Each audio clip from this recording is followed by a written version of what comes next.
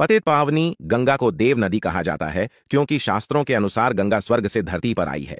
मान्यता है कि गंगा श्री हरि विष्णु के चरणों से निकली है और भगवान शिव की जटाओं में आकर बसी है। श्री हरि और भगवान शिव से घनिष्ठ संबंध होने पर गंगा को पतित पाविनी कहा जाता है। मान्यता है कि गंगा में स्नान करने से मनुष्य के सभी पापों का नाश हो जाता है। एक दिन देवी गंगा श्री हरि से मिलने बैकुंठ धाम गई और उन्हें जाकर बोली, प्रभु, मेरे जल में स्नान करने से सभी के पाप नष्ट हो जाते हैं, लेकिन मैं इतने पापों का बोझ कैसे उठाऊंगी?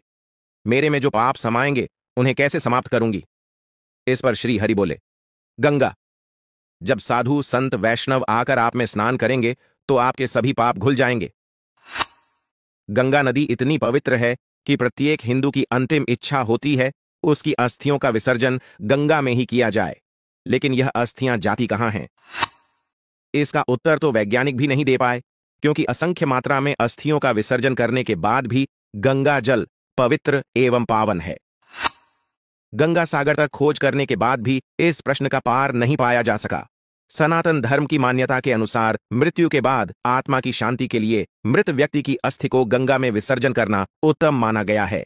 यह अस्थियां सीधे श्री हरि के चरणों में बैकुंठ जाती हैं। जिस व्यक्ति का अंत समय गंगा के समीप आता है उसे मरणोपरांत मुक्ति मिलती है। इन बातों से गंगा के प्रति हिंदुओं की आस्था तो स्वाभाविक है। अस्थियां मुख्य रूप से कैल्शियम फॉस्फेट और अन्य खनिजों से बनी होती हैं। जब इन्हें पानी में विसर्जित किया जाता है तो धीरे धीरे ये तत्व पानी में घुलने लगते हैं। गंगा के जल में मौजूद प्राकृतिक बैक्टीरिया और सूक्ष्म जीव इन अस्थियों को जैविक रूप से विघटित करने में मदद करते हैं। वैज्ञानिक शोधों के अनुसार गंगा के पानी में बैक्टीरियोफेज नामक विशेष वायरस होते हैं जो हानिकारक बैक्टीरिया को नष्ट करने की क्षमता रखते हैं। यह जल को स्वच्छ बनाए रखने में सहायक होते हैं।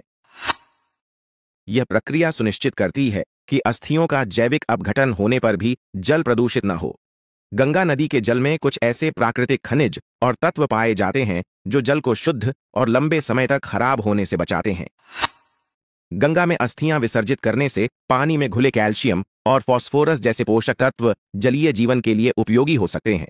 ये तत्व मछलियों और अन्य जलजीवों के पोषण में योगदान देते हैं। गंगा एक प्राकृतिक चक्र का हिस्सा है।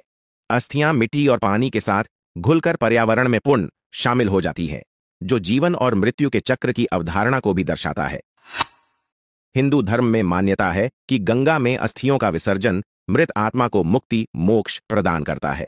वैज्ञानिक दृष्टि से गंगा का जल जैविक रूप से अस्थियों को विघटित कर सकता है और नदी की स्वाभाविक प्रक्रियाएं इसे प्रदूषित होने से बचाती हैं।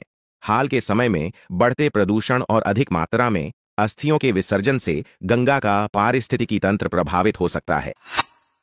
इसलिए पर्यावरणविदों का सुझाव है कि गंगा की स्वच्छता और पवित्रता बनाए रखने के लिए वैज्ञानिक तरीकों से अस्थि विसर्जन का प्रबंधन किया जाए।